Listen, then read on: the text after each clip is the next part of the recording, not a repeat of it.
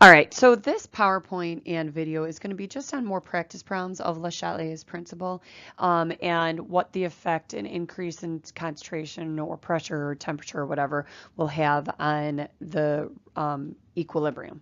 All right, so what happens with Le Chatelier's principle is that you apply a stress to a system that's already in a dynamic equilibrium. What that means is that the forward reaction is equal to the reverse reaction. So even though they're like you don't notice any differences in amounts of the system itself, okay? So what can change this and what can cause a stress?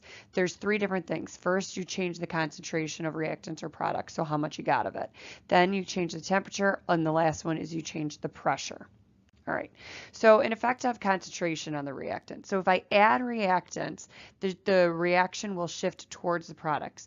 The reason why is because if you are increasing any of these reactants, what it wants to do, what it will cause the equilibrium to be relieved is to decrease the reactant. So what's going to happen is that you're going to try to shift and it's going to increase the amount of products on the right.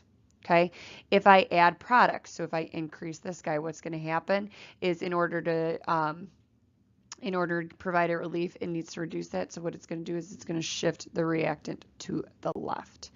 If I increase temperature, what you want to do when you have to deal with temperature is figure out where heat is. Okay, either heat is going to be on the reactant side or the product side. What I personally would recommend is that you actually write the word heat, okay, and then you just treat it as any other reactant. So if I increase the temperature, okay, I find heat, okay, so heat is a form of temperature, so I'm increasing this. What would happen is to relieve it, I'd need to decrease it. So how do I do that? I shift it towards the left, okay? So you treat it just like as either a reactant or a product, and you're increasing the amount.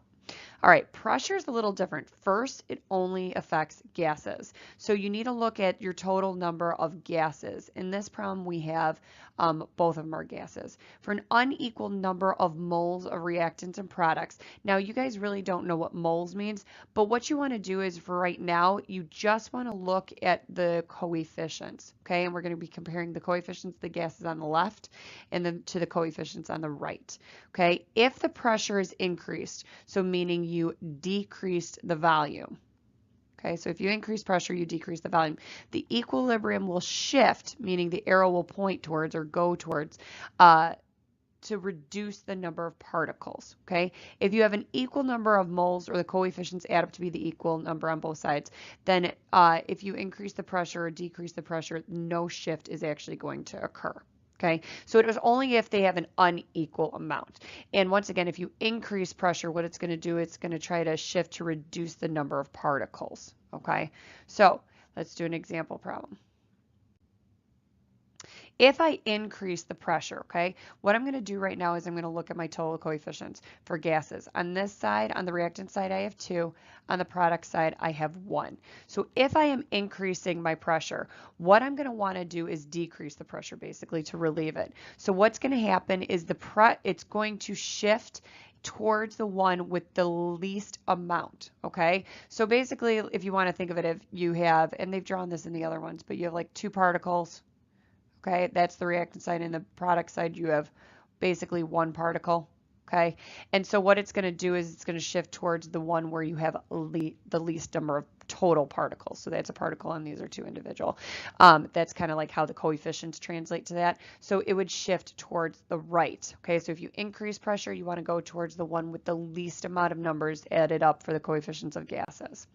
All right, so let's try to do an example. So if I've got it at equilibrium, that's good. The temperature is raised. What is temperature? Temperature is energy or heat. So what I'm going to do is I'm increasing this guy, so it's going to shift to the right to use up this extra energy. Okay, so the amount of product will increase a little bit.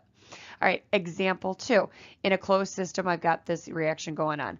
I'm adding NO2. Well, what is NO2? NO2 is the product. So if I add NO2, it is going to shift towards the left to use up that extra NO2. Okay. If I removed water vapor, so basically in this problem especially, it shows you vapor as going to be one of your products. So if I removed it, that means I'm decreasing it. So what's going to happen is it's going to shift, okay, to the right to replace that water vapor that was removed. Okay, so you're always going to try to relieve your stress. So if you decrease, you're going to go, the shift is going to be towards that one. And if you increase, it's going to be away from whatever side the arrow that one was on. Okay, so in this one, the pressure is increased. So I'm going to look at my coefficients. This has a total of 2. This has a total of 1. So it's going to go towards the least number if I increase my pressure, and which would be the left side or the reactant side. Okay, in this one, your turn. So we've got this equation, and I'm going to add CO. Okay, so if I add CO, which side is it on? Well, it's on this side. So I'm increasing that because I added it. So now where's the shift going to occur? It's going to shift towards the product side. Okay, in this case, CO is removed. So same CO, but this time I'm decreasing its concentration. So what's going to happen is the reaction is going to shift towards the left to try to increase that CO amount that it just lost.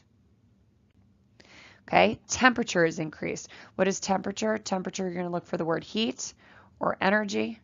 Write it down in your equation if you don't see it and you see it in another type of form. So if temperature is increased, that means I am increasing my energy. So what's going to happen is it's going to, because that's increasing, it's going to shift towards the left. And final one, pressure is increased. All right, so I've got to look for my coefficients and add up all the ones for the gases. So I've got a 2 from this guy, and I've got a 1 from this guy. So total on the reactant side, I've got 3. On the product side, I've got 2 from this guy, and there is nothing for the energy. So I've got 2 on this side. So pressures are increased. So what I'm going to do is I'm going to shift the reaction is going to go towards the side that has the least amount of particles or moles. So I've got a 3 on this side versus a 2 on this side. So what's going to happen is if I increase my pressure, it is going to shift towards the right. If I decrease my pressure, it would shift towards the left. Okay. All right. Hopefully you just got a little bit more practice. If you want to revisit these, you can. We will be doing a little worksheet in class so that you can become experts at Le Chatelier's principle. Have a great evening.